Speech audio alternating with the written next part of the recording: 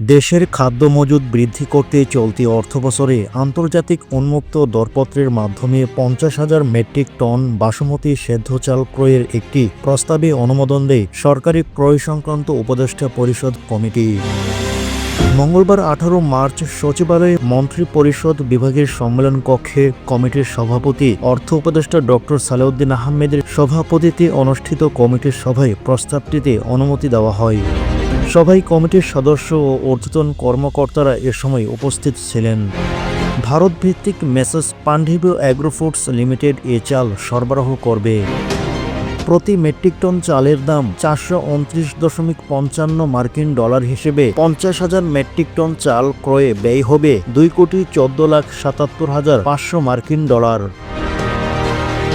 সভায় আন্তর্জাতিক টোকেশন প্রক্রিয়া স্পষ্ট মার্কেট থেকে 2 কার্গো এলএনজি আমদানির প্রস্তাব অনুমতি দেওয়া হয়। যুক্তরাজ্য ভিত্তিক প্রতিষ্ঠান messrs total energy gas and power limited থেকে পৃথক 2টি প্রস্তাবের মাধ্যমে এই এলএনজি সংগ্রহ করা হবে।